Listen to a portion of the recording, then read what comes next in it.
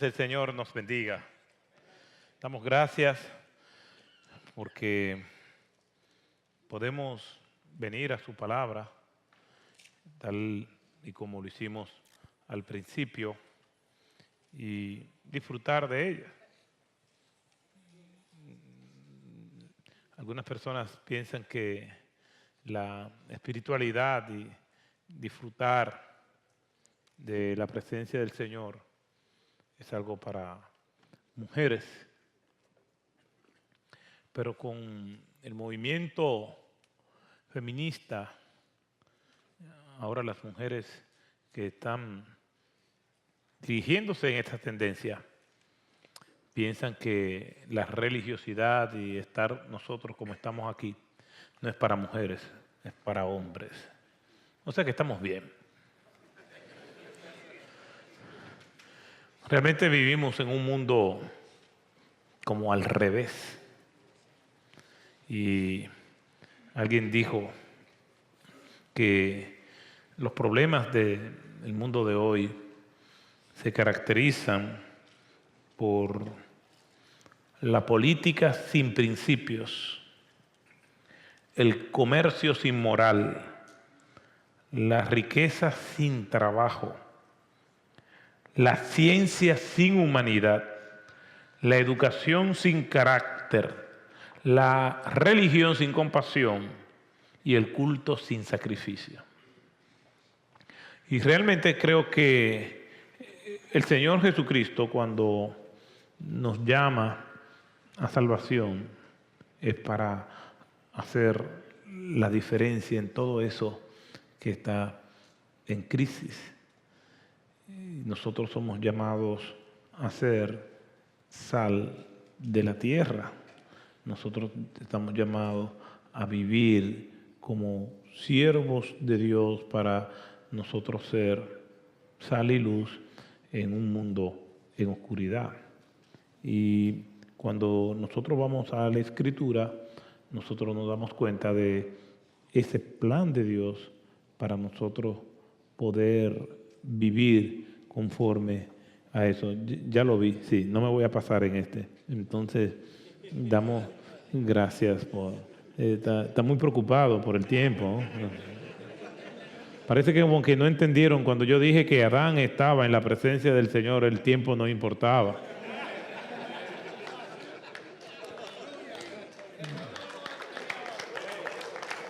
Pielson, este aplauso es para ti. Vamos a darle un aplauso más fuerte a él.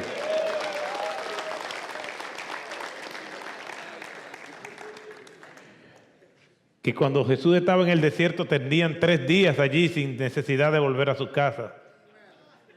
Otro aplauso a Lielson,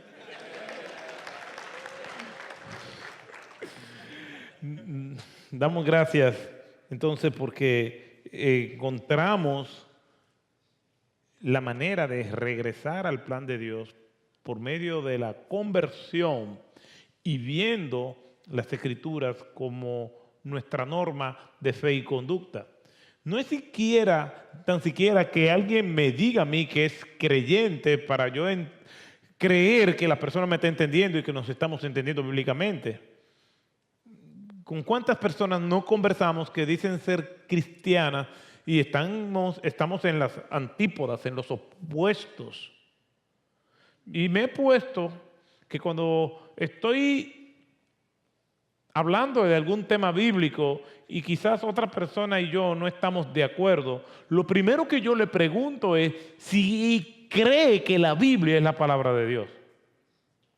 Si me dice que no, la evangelizo. ¿Por qué? Porque tenemos que partir de un árbitro común y ese árbitro es la palabra de Dios revelada, nuestra norma de fe y conducta, como decían los reformadores. Norma de fe y conducta, es decir, yo creo lo que la Biblia dice y hago lo que la Biblia me manda. Por eso decimos que es norma de fe y conducta y que es infalible e inerrante. Eso creemos de la palabra de Dios. Y esta palabra de Dios nos dice cómo debe ser el hombre, cómo debe ser la mujer, cómo debemos ser nosotros como matrimonios, cómo debemos ser como padres, cómo debemos de ser como hijos. Si queremos entonces tener una perspectiva clara de lo que es el hombre restaurado, entonces tenemos que ir al plan original de Dios. Tenemos que ir al diseño de Dios. ¿Qué es lo que ha pasado con el hombre? Que el hombre y sus roles ha sido deformado por el pecado. Ha sido deformado por los distintos medios que el pecado usa para manifestarse y hacernos creer las mentiras del mundo. Hay un libro de Nancy Lee DeMoss que se llama Las mentiras que las mujeres creen. Yo creo que debemos tener un libro, Las mentiras que los hombres creen. Y los hombres hemos venido a creer una serie de mentiras acerca de lo que es la verdadera masculinidad y de lo que es ser hombre. Y no me preocupa tanto que hombres allá afuera que no conocen a Cristo crean eso. Lo que me preocupa es que hay creyentes creyendo eso. Y realmente, pues, hay hombres que necesitan reencontrarse con la verdad bíblica y la palabra de Dios es la que nos debe decir cómo nosotros debemos actuar. El hombre no es un jefe en su hogar, es una cabeza. Y la palabra de Dios establece cuáles son los parámetros por los cuales esa cabeza debe regirse.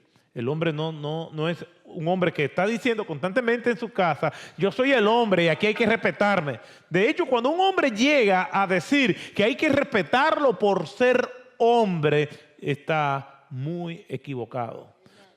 El hombre, la mujer y los hijos merecen respeto porque son creación de Dios, porque tienen una dignidad.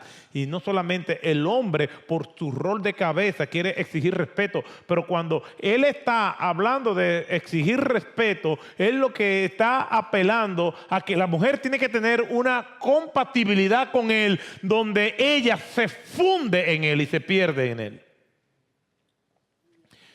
Y quizás algunos podrá alarmarse cuando yo diga que no existe la compatibilidad.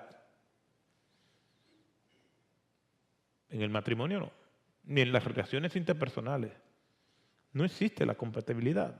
La compatibilidad es esos rasgos y características que nos hacen, que nos distinguen como personas y nos hacen hacer afines con otra persona. Eso no existe. Imagínense, mi esposa y yo, ella es 9 años menor que yo.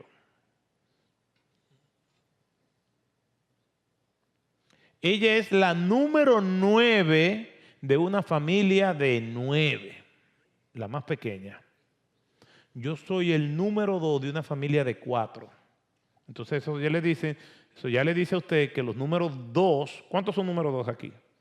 Son luchadores, aguerridos, no son los primeros ni tampoco los últimos. Entonces tenemos que estar ahí como el jamón de sándwich. ¿Ve? Si no nos dan, arrebatamos.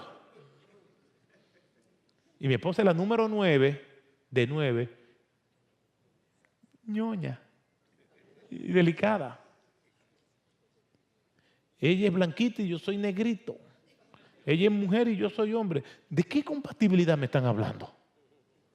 Pero como yo soy un hombre restaurado y conozco la palabra de Dios, eso no importa porque las relaciones están lubricadas por la gracia de Jesucristo.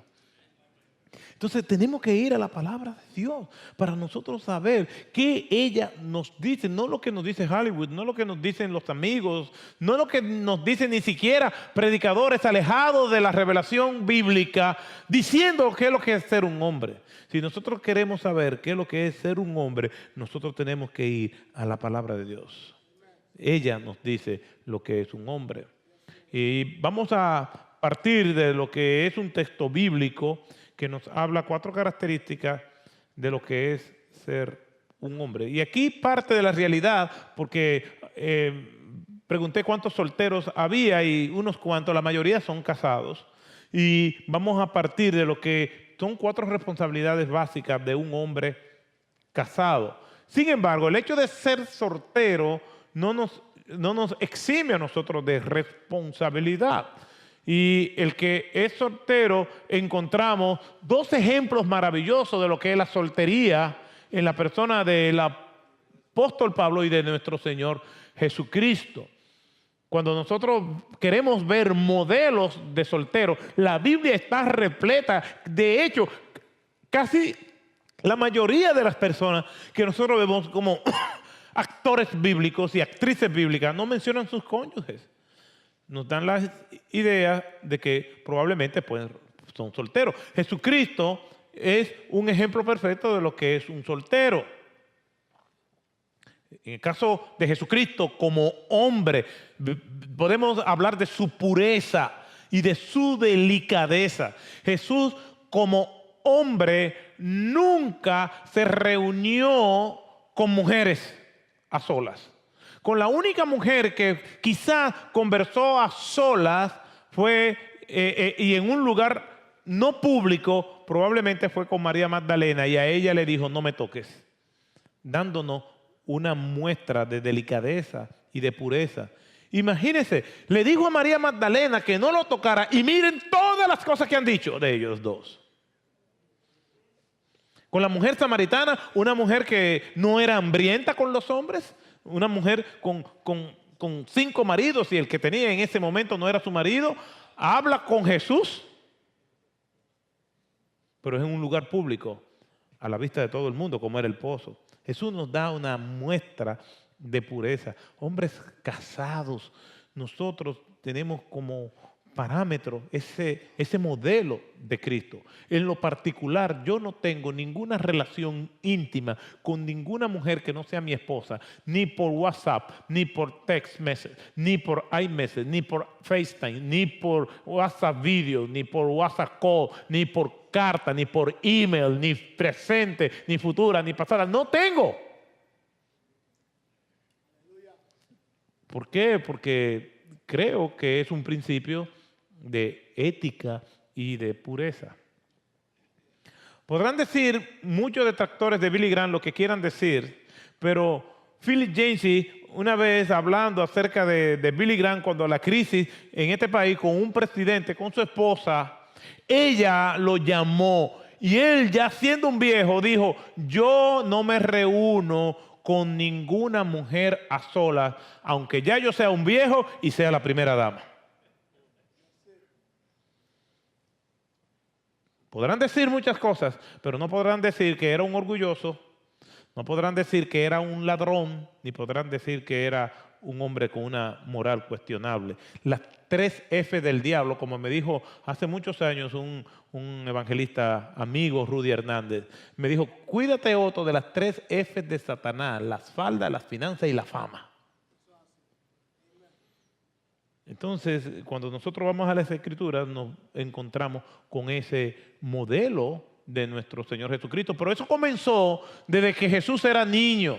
Recuerden aquel evento donde las familias viajaban en caravanas y después de 3 días buscando a Jesús se dan cuenta que están en Jerusalén, debatiendo con los maestros allí en Lucas capítulo 1, desde el versículo 42 en adelante. Y cuando llegan, María le dice al Señor, ¿y por qué nos has hecho esto? Aludiendo a ella y a José. Y Jesús le dice, ¿no sabéis que en los negocios de mi Padre me es necesario estar? ¿Y qué hizo Jesús? María, que sea la última vez, y que a ti se te olvida que yo soy el Mesías. Yo tengo 12 años, pero yo soy el Salvador del mundo. Ten mucho cuidado. No dijo eso. Dice la narración bíblica que regresó con ellos, que crecía en estatura y sabiduría, en gracia y sabiduría, y estaba sujeto a ellos. Un hombre soltero, joven, está sujeto a sus padres hasta que se vaya de la casa. Y aun cuando nos casamos, no estamos sujetos a obedecer a nuestros padres, porque dejará el hombre su padre y su madre y se unirá a su mujer y ambos serán una sola carne. No le debemos obediencia, pero sí le debemos lealtad. Yo estoy casado ya hace muchos años y mi papá ya pasó a la presencia del Señor, pero yo sigo cuidando de mi madre y sigo estando pendiente de ella. Esa lealtad yo no puedo desconectarme de ella. En el testamento de Jesús, como diría Matthew Henry, y ya cuando Jesús está a punto ya en esos días de esta última semana y los días de la pasión, dice Matthew Henry que Jesús dejó un testamento y le entregó a José de Arimatea su cuerpo. A Juan le entregó su madre y a todos los discípulos le dejó su paz. O sea, pero aun cuando él no iba a estar físicamente, está pendiente de su madre para que Juan la cuidara. O sea, esas son las responsabilidades, el modelo de lo que es ser un hombre. Cuando nosotros vamos al apóstol Pablo, también Pablo nos modela lo que es ser un hombre entregado a la obra, dedicado, y nos da un manifiesto y una descarga de lo que es la integridad de un hombre en 1 Corintios capítulo 7, en una ciudad tan desenfrenada, influenciada por esa cultura greco-romana tan corrupta y hedonista. Y en ese tratado acerca de lo que es el matrimonio, Pablo habla cómo debe de ser un hombre casado. Sin embargo, es más bien en lo que Pablo le dice a los efesios que yo quiero resaltar 4 características de un hombre casado que lo hace ser un hombre restaurado. Y este hombre restaurado se va a dedicar a su familia, se va a dedicar al ministerio. Y por eso, pues, les invito a que nosotros vayamos a las Escrituras y nosotros podamos ver lo que la palabra de Dios nos dice cuando el apóstol Pablo le habla a los efesios, pero aún hablando de los efesios, esos principios bíblicos de cómo el hombre debe comportarse, nosotros lo vamos a encontrar en todas las Escrituras. Y cuando nosotros vemos esos parámetros que el apóstol Pablo da en Efesios capítulo 21 en adelante, del capítulo 5, versículo 21 en adelante, nosotros nos vamos a dar cuenta de que eso no comienza ahí. Todo esto comienza en el versículo 18, pero antes del versículo 18, el apóstol Pablo está hablando del nuevo hombre en Cristo. Y en el versículo 18, el apóstol Pablo habla de un texto bíblico que ha sido muy manoseado, malinterpretado y abusado. No os embriaguéis con vino, en lo cual hay disolución, antes bien, sed llenos del Espíritu Santo. Y aquí, en este pasaje tan mal interpretado, algunos creyentes o muchos creyentes dan la idea de que entienden de que el Espíritu Santo es un fluido, es líquido. Y que ser lleno del Espíritu Santo es que yo tengo más del Espíritu que aquel. Yo tengo un galón del Espíritu Santo y aquel es un carnal que tiene un cuarto del Espíritu Santo. Y yo tengo un troc cisterna del Espíritu Santo y aquel tiene una porción muy limitada de 12 C del Espíritu Santo, porque están partiendo del texto que habla de ser lleno. Pues si es lleno es porque yo me puedo llenar. Ven, lléname. ¿Y qué es la interpretación que le han dado? Bueno, aquí dice no os embriaguéis con vino, en lo cual hay disolución, antes bien ser lleno del Espíritu Santo. Entonces, lo que quiere decir el texto, según interpretan algunos, es que así como el alcohol toma un borracho y no tiene el borracho control de sí mismo porque está bajo el efecto del alcohol, así nosotros no tenemos control de nosotros mismos porque estamos literalmente borrachos del Espíritu Santo. Hace muchos años había un evangelista que le decían el bartender de Dios. Y él oraba y venía y le decía a la gente así, la gente caía en estado catatónico, borracho del Espíritu Santo. Él se le llamaba así, el bartender de Dios. Y hay una serie de títulos que se ponen los evangelistas. Hay uno que no prosperó mucho, parece que no le estaba yendo bien, porque él mismo se le llamaba el evangelista fat free. ¿Por qué? Porque él se especializó, dice él, el Señor le dio un llamado a orar por las personas que estaban en obesidad. Imagínense, hay muchos trucos en esto. Se puede orar por una persona y yo le preguntarle, dime, oré por ti, ¿qué tú tenías? Yo tenía un dolor de cabeza, pero el dolor de cabeza no se ve, pero ¿cómo una gente dice que tenía 400 libras y ahora no la tiene? Entonces quizás al principio funcionó el truco, pero con la gente seguían iguales, pues entonces desapareció de la esfera, no lo volví a ver. Pero aquí no está hablando de eso, de que somos llenos del Espíritu Santo, porque yo tengo de ese Espíritu Santo que es un fluido, tengo mucho, y aquel que no tiene poder, que no tiene unción, entre comillas, tiene menos. ¿Qué es lo que quiere decir el texto? El texto debe construirse de la siguiente manera. No os embriaguéis con vino en lo cual hay desorden. El alcohol, está bajo sus efectos, produce desorden. Por lo tanto, estar lleno del Espíritu Santo no debe llevarnos a nosotros a hacer del culto un desorden porque estamos llenos del Espíritu Santo. Porque la palabra de Dios nos dice de hacer todo decentemente y en orden. Entonces descartamos el desorden justificándolo de que estamos llenos del Espíritu Santo. Entonces, en lo cual hay disolución, hay desorden, antes bien ser lleno del Espíritu Santo. La traducción podría hacerse más bien siendo llenos del Espíritu Santo. Es decir, no es que el Espíritu Santo, yo tengo más de Él, sino que Él tiene más de mí. Ahora, ¿cómo nosotros nos mantenemos llenos del Espíritu Santo? Entonces, a partir del versículo 19, da una serie de parámetros, de presentes continuos, que nosotros debemos mantenernos haciendo, siendo llenos del Espíritu Santo. ¿Cómo? Cantando con salmos, himnos y cánticos espirituales. ¿Cómo nos mantenemos siendo llenos del Espíritu Santo? Orando a Dios con acción de gracia. ¿Cómo nos mantenemos llenos del Espíritu Santo? Sometiéndonos los unos a los otros. ¿Cómo nos mantenemos llenos del Espíritu Santo? Los esposos amando a sus esposas, las esposas sujetándose a sus esposos, los padres criando bien a sus hijos, los hijos sometiéndose bien a sus padres, los patronos tratando con justicia a sus empleados, los empleados siendo honestos y respetuosos con sus patrones. En otras palabras, mantenernos llenos del Espíritu Santo es una vida de constante obediencia en los distintos roles que nosotros asumimos. Y uno de esos roles es el de ser hombre, cabeza de familia.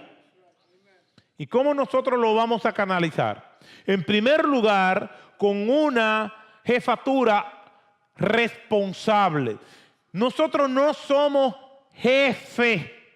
Aunque estoy usando la palabra jefatura, nosotros somos líderes de nuestras familias. Y el líder influye, el líder inspira, el líder puede hablar con su familia, por su familia, sabiendo que su familia le va a seguir. Cuando nosotros vemos en el libro de Josué, y para mí este pasaje es sumamente inspirador, no es el Josué del capítulo 1 que oye aquellas palabras del Señor que le dice: Josué, mi siervo Moisés ha muerto. Y es este hombre lleno de ímpetu, dispuesto a llevar bajo su liderazgo al pueblo hacia la tierra prometida.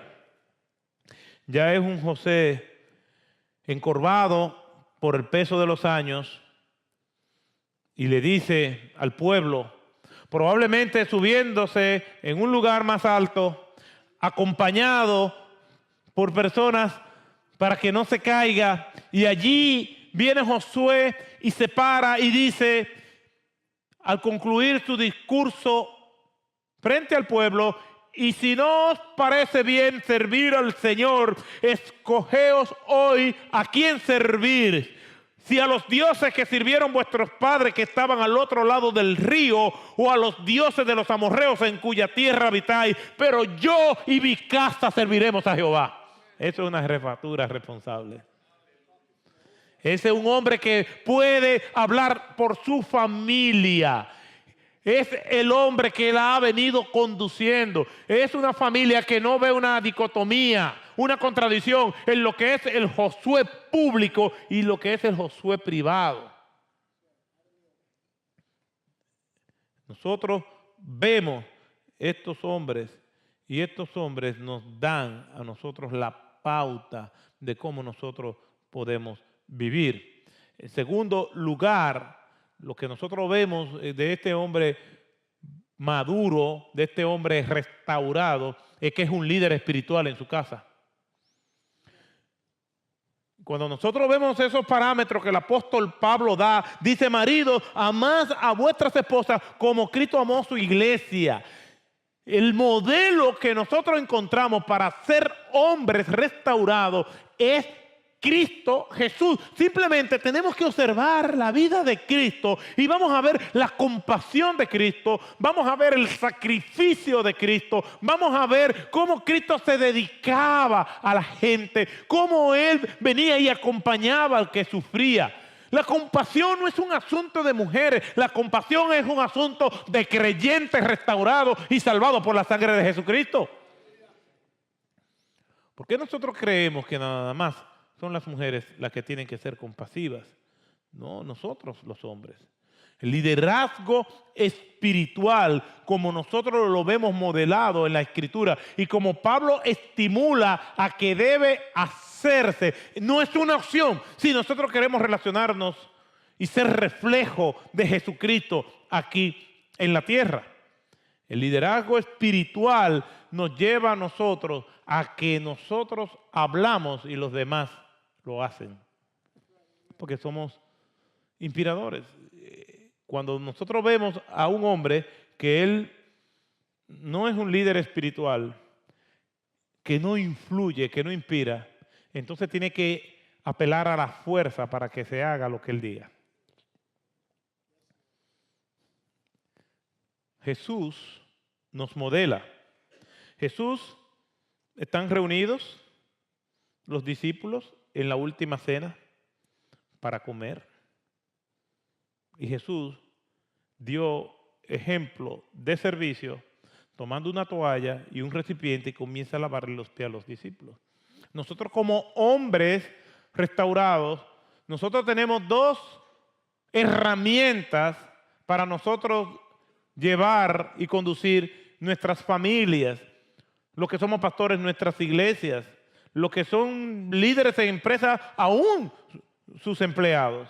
Tenemos dos herramientas. Por un lado, yo tengo el poder y lo ejerzo con autoritarismo. En otras palabras, yo simplemente digo, esto hay que hacerlo y todo el mundo lo hace porque yo estoy en una posición de poder y tiene que someterse. Y vemos que muchos hombres gobiernan sus casas así. Yo soy el hombre, aquí hay que hacer lo que yo diga, yo soy el que provee, yo soy el que da y lo sacan en cara. Aquí yo nada más soy papá para venir y hacer esto, esto y aquello. Yo nada más soy el marido tuyo para darte esto y aquello. Pues de ahora en adelante hay que hacer lo que yo diga porque yo soy el hombre. Cualquier parecido, a mí nadie me ha contado nada. Entonces, yo puedo ejercer mi autoridad mediante la imposición del poder. Pero el modelo que Cristo nos da es que nosotros ejercemos la autoridad mediante el servicio. Jesús viene y lava los pies a sus discípulos y ese ejemplo marcó sus vidas. Nosotros servimos y mediante nuestro servicio, nuestra entrega, nuestra dedicación, entonces nosotros influenciamos. Nuestras familias, nuestras esposas, nuestros hijos, nuestros hermanos en Cristo tienen que saber que nosotros somos amantes de Dios, que nosotros somos amantes de su palabra. Nuestras familias tienen que decir, no, deja a tu papá ahí tranquilo porque él está hablando con Dios. Deja a tu papá que él está encerrado en su habitación orando. Tienen que saber que nosotros estamos orando, gimiendo por ellos, luchando con nuestro pecado, luchando para ser mejor hombre, mejor esposo, mejor padre. Tienen que saber eso de nosotros y tienen que verlo también en nuestras actuaciones. Nosotros somos líderes espirituales de nuestra familia. Una vez hablando con el doctor Henry Blackaby, le pregunté, doctor Blackaby, explíqueme una cosa. ¿Cómo usted con 5 hijos manejaba el tema del devocional familiar? Porque somos padres y todavía estamos criando, sabemos que a veces eso se vuelve una batalla campal. No siempre yo tengo el deseo de hacer mi devocional. Oye, hay veces que estoy indispuesto. Estoy luchando con la pereza, estoy luchando con la falta de disciplina que en algunos tramos del día o del mes puedo tener, pero aún así lo hago. Imagínense nuestros hijos. Y él me dijo, bueno, yo no tuve un sistema rígido de devocional de que a 1 hora tiene que ser. Porque a veces, me decía él, cuando lo hacía de esa manera, venía, hacíamos devocional, algunos estaban durmiendo, pero había que estar haciendo el devocional. Entonces así no funciona. Yo lo hacía en el momento más adecuado que yo pudiera ver para hacerlo. Le dio resultado. Tiene 5 hijos, 4 pastores y su hija se casó con un pastor. Y ha seguido por los nietos. Es una gracia de Dios. Nosotros tenemos que inspirar a nuestras familias, pero la mayor fuente de inspiración será el testimonio que nosotros le damos a ellos como líderes espirituales, que nosotros los que somos pastores, cuando estamos hablando de ser padres amorosos, de ser esposos, que estamos entregados a nuestras esposas, ellos puedan asentir con la cabeza lo que está diciendo papá es verdad, lo que está diciendo mi esposo es verdad, él es un hombre cariñoso, él es un hombre amoroso, él es un hombre fiel, es un hombre íntegro, es un hombre que no da lugar a sospechas. En una ocasión, un esposo me llama desesperado. Pastor, esta mujer me tiene desesperadamente ansioso porque se le han metido unos celos irracionales. Todo me lo revisa. Me revisa la cartera, me revisa la computadora. Le he cambiado la clave y ahora el celular, de que suena de una vez, se pone rabiosa. Yo no aguanto esto. Hicimos una cita y yo fui a su casa. Él me dijo, él fue que hizo la denuncia y se quejó esta mujer y ella estaba muy tranquila escuchando y serena. Entonces, después tengo que escuchar la versión de ella. Me dice, pastor, antes él no llegaba tarde, ahora está llegando tarde. Siempre dice que es trabajando. Antes me atendía como esposa y muy detallista conmigo, ahora no lo hace. Pero eso yo lo puedo sobrellevar. Lo que pasa es que ahora es un misterio su celular. Ese celular antes estaba por cualquier lugar y sonaba y no había problema.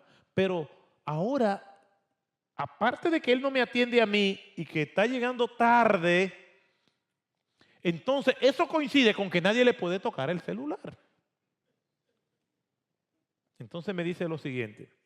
La noche que él lo llamó, él se estaba bañando y el celular estaba en la sala y él lo escuchó. Y desde el baño él dijo, yo lo tomo. El hombre está en el baño. Y el celular, yo no le pongo la mano a ese celular y el celular siguió sonando y dejaba de timbrar y volvía y timbraba y él decía, yo lo tomo. Y ante la insistencia del celular, este hombre salió del baño con todo el jabón en el cuerpo, con una toalla y así mojado y con jabón en puntillas, pasó por todo el pasillo diciendo, yo lo tomo, yo lo tomo. Y nosotros, mis hijos y yo nos quedamos viendo el espectáculo. Él va y cuando está llegando al celular que está encima de una mesa, yo lo tomo, como estaba mojado con jabón, resbaló y cayó en el piso. La toalla pasó se fue para un lugar y él por otro. Y así, y oiga la creatividad de ella, y así, privado del dolor, se vira y va caminando, me dice ella, como el Terminator en la 1, que ya era un esqueleto. Yo lo tomo, yo lo tomo, yo lo tomo. ¿Qué usted cree que yo voy a pensar? Nosotros, mis hermanos, como hombres, como líderes espirituales de nuestras casas, somos los que tenemos que fomentar un ambiente de confianza. Y esa confianza comienza nosotros entregándonos sin reservas y no dando lugar a ninguna sospecha. Tenemos que estimular la verdad. Tenemos que vivir vida de tal forma, con tanta claridad, que al otro, comenzando con nuestra familia, le sea fácil creernos. Hay gente que hablan, pero tienen que emplearse muy a fondo para que uno le crea. Como que tienen que dar muchas explicaciones. Nosotros debemos vivir de tal manera que lo que nosotros somos se vea a simple vista. Como líderes espirituales, como Cristo amó a su iglesia, debemos amar a nuestras esposas. Entonces, un hombre restaurado es un hombre que es un líder espiritual, que tiene una jefatura responsable y es un hombre proveedor. Es decir, provee para los suyos en tercer lugar. ¿Por qué? Porque ¿quién es que provee para nosotros? ¿Dónde está? ¿Cómo nosotros le llamamos a todo lo bueno que nosotros recibimos? La providencia de Dios. Dios es el que provee. Dice el apóstol, mi Dios proveerá para todas mis necesidades conforme a sus riquezas en gloria. Y nosotros de igual manera vamos a proveer para nuestra familia para que tengan dignidad, dar con nuestro esfuerzo de trabajo todo lo que sea posible para que ellos vivan como deben de vivir, con decencia, en algunos lugares con mayor facilidades que en otros. Pero cuando nosotros vemos la vida de los millennials hoy en día, los millennials están retrasando mucho casarse porque ellos quieren casarse con una mujer que los ayude. Yo me encontré con un muchacho porque viajo mucho y voy por tantas cosas, son tantas las historias, y hablando con un grupo de jóvenes solteros, y me dice, es que todas las pretendientes que he tenido, oye, todas las pretendientes, está acabando. Todas las pretendientes que he tenido son mujeres como que no tienen mucha solvencia económica. Y yo, pues yo no puedo entender, yo no puedo creer lo que yo estoy escuchando. El hombre que debe ser el proveedor de su familia, ahora algunos hombres están buscando mujeres para que sean la proveedora de ellos.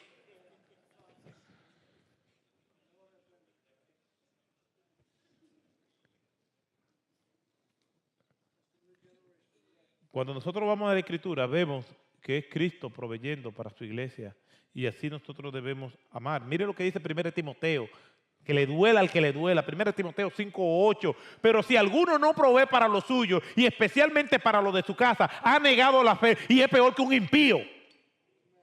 Porque no hay que ser cristiano para ser proveedor. Mi papá, cuando no era creyente, proveía para nosotros. Después, cuando vino a ser creyente, entonces la provisión siguió siendo igual, no fue mal. No fue rico después que se convirtió, pero seguía proveyendo. Porque es un principio de vida. Y tenemos que proveer y aprovechar todas las oportunidades de trabajo que Dios nos da para proveer para los nuestros. Fíjese, el trabajo es la principal fuente de generación de recursos, de riquezas. Los socialistas dicen que el trabajo es la fuente para producir riqueza. El capitalismo dice lo mismo y el cristianismo dice lo mismo. Entonces, si tres visiones tan disímiles como esa concluyen que hay que trabajar, entonces dígame usted.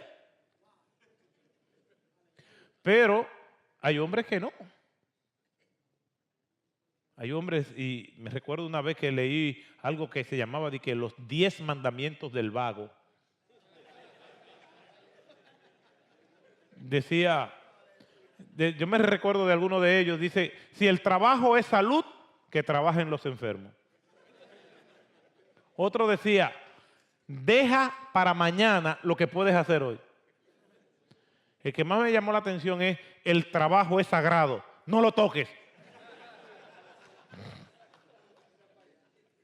Sin embargo, lo que nosotros vemos es que nosotros como hombres tenemos que proveer. El hombre que no quiere trabajar, el hombre, y malinterpretamos lo que le dice el apóstol Pablo a los tesalonicenses. Decimos a veces, el que no quiera trabajar que no coma. No, no, eso es lo que dice. El que no quiera trabajar, no es que no trabaje. Porque hay gente que quiere trabajar y no encuentran. Pero un hombre proveedor, aunque no tenga empleo, hará lo imposible para proveer para los suyos.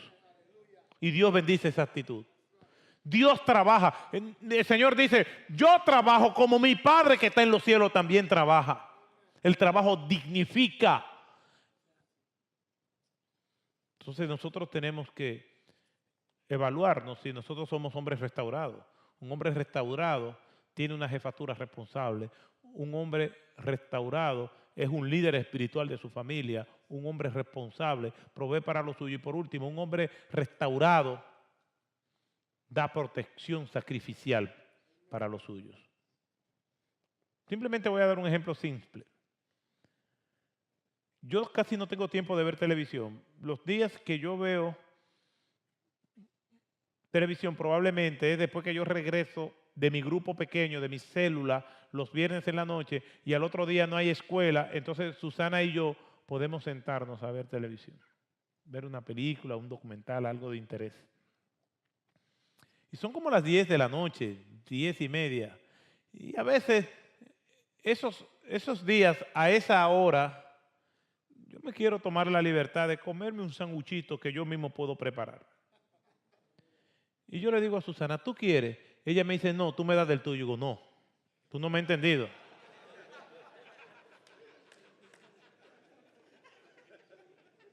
Tú no me entendiste.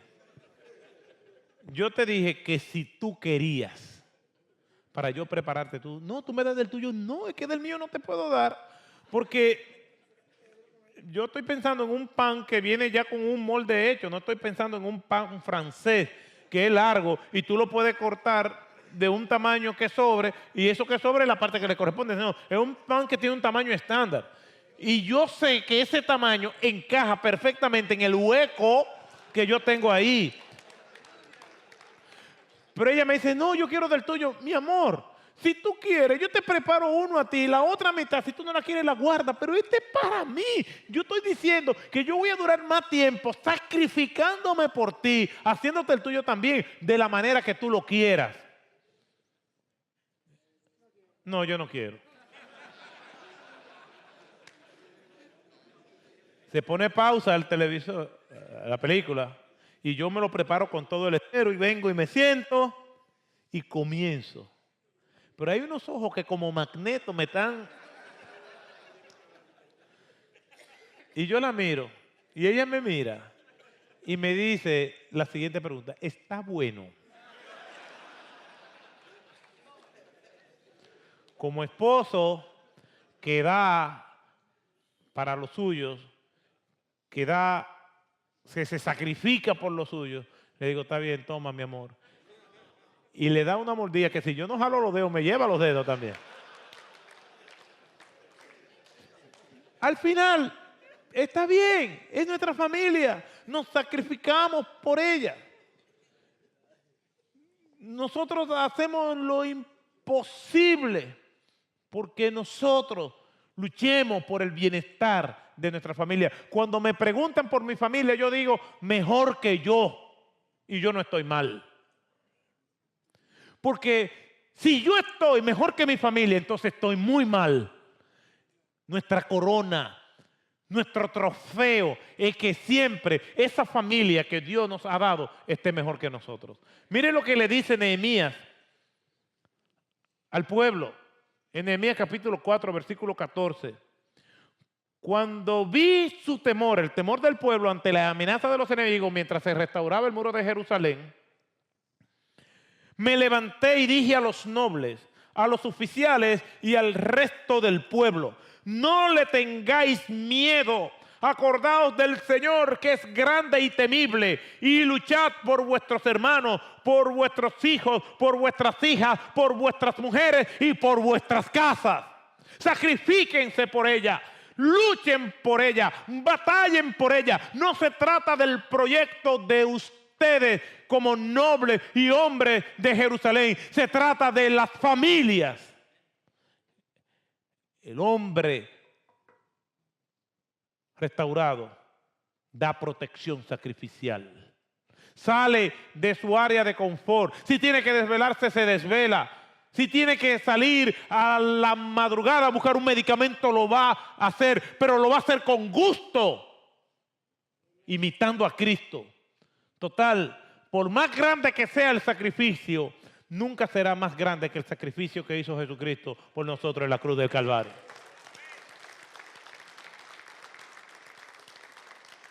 Jefatura responsable. Liderazgo espiritual. Provisión adecuada y protección sacrificial. Cuando vivamos así, entonces podremos decir con toda certeza que somos hombres restaurados. Que el Señor nos bendiga. Gracias, Señor, por tu palabra. Te alabamos y te bendecimos. Te damos gracias por tu amor y por permitirnos estar aquí en esta noche. Que tu palabra haya caído en corazones abonados por tu Espíritu. Mañana esperamos con ansias las enseñanzas del doctor Díaz Pavón. Háblanos también, Señor, de tal manera que nosotros despertemos a tu realidad sin reservas. Gracias, Señor. Que esta noche lo que hemos escuchado permanezca en nuestros corazones, produciendo los cambios que tú quieres. En el nombre de Jesús. Amén. Que el Señor le bendiga.